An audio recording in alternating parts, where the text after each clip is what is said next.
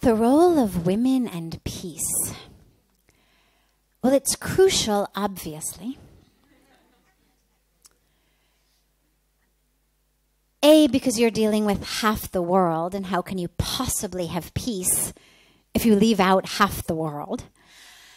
But B, because women tend to play two very interesting roles in peace or lack thereof. And they're really almost opposite roles, but both of them are played by women. One role played by women is the tender nurturer. So women are the creative force. We're the ones who give birth.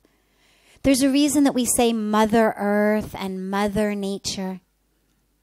In Sanskrit, where we have genders with words, the power of creation, Shakti, is feminine.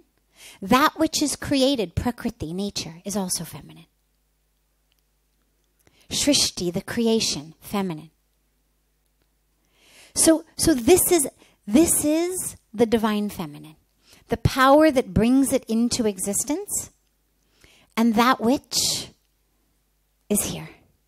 So the feminine, and what I would say rather than just women is the feminine aspect, because there are women who are more masculine than many men, and there are men who are more feminine than many women. So what I would talk about rather than just women and men is more of our feminine side in this, the feminine principle, you could say, and the masculine principle.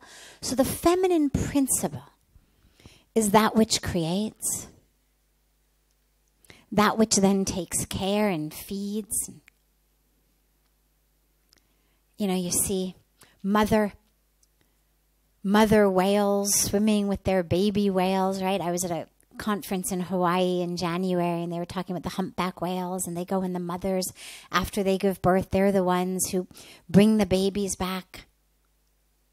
So it's creation, and it's the peaceful care for that creation. A dear, dear friend of mine, Dr. Vandana Shiva, speaks a lot about women as the seed keepers. That we don't necessarily think about how important seeds are when our food comes from the grocery store, but seeds are the stuff of life. And when our seeds start to get tinkered with, whether it's seeds in our body or the seeds in our agricultural fields, when they start to get tinkered with chemically, you lose both creation and you lose the healthy sustenance of that creation. And so when we speak about peace, women tend to be the ones who are about connection. That tends to be much more of a feminine way to be, is the connection, the be with me, the hold my hand, the, you know. And so it's an energy of let's make peace, it's okay, let's connect. It's a very beautiful energy in that way that's crucial, of course, to all peacemaking. But if we're really honest with ourselves, not on a theological level or a deeply spiritual level, but just more in terms of a day-to-day life level, there's another role that women play which isn't quite so beautiful, which frequently tends to be the one that is instigating also a lot of conflict. We see frequently, you know, in India, joint families are the traditional way of life.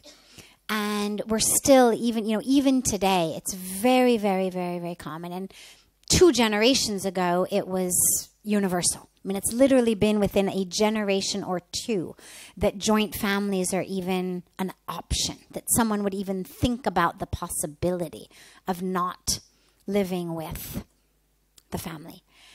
And in situations like this, and I say this just from more than 20 years of experience of couples coming, it's the women, mostly, who tend to be the ones saying, you know, get us out, what's the problem? Why does he get everything? You should have this, you should, you know. The two brothers, because it's always, it's the male side, so it's the woman moves into the guy's home. So it's the guy's family. Should there be two brothers or three brothers, you're going to have two or three brothers, their wives, the brother's parents. And that which splits up joint families tends to very frequently, and again, it's a broad generalization, but tends to very frequently be the women who are sort of instigating. Why does she get that? Why does he do this? You should stand up for your rights. You know, why does your mom or dad play favorites? Why this? Why that? We should have our own place. And I can't tell you how many families have come. The women saying, for God's sakes, tell him to get us out of there. It's totally unfair. You know, he makes the most money. They're the ones who eat it all up. I do all of the work. You know, and the husband, if the wife isn't there, saying, could you please help her see, you know, how important the family unit is? Fine, I make more money. Who cares?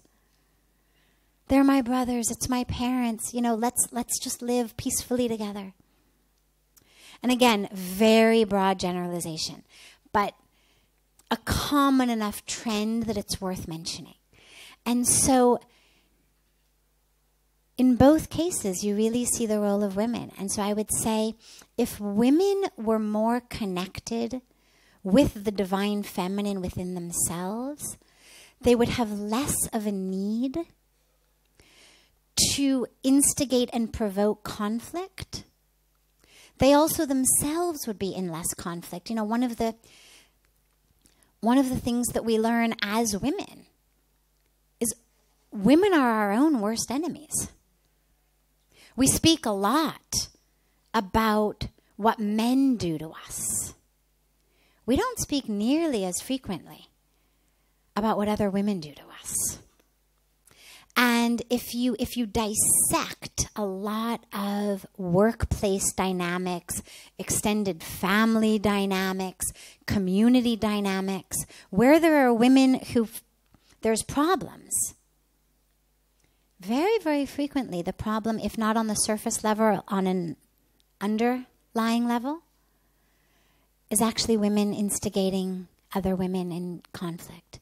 So I really deeply believe that if the women could come together as the divine feminine, could stop competing, could stop cutting each other and really become that energy for each other, not just for the men in our lives, but for the women in our lives, that not only would our homes, our workplaces, our communities be so much more peaceful, but actually we could then use that energy that we're losing in these stupid, nonsense, little, petty stuff. And we could really use it to bring peace to the world.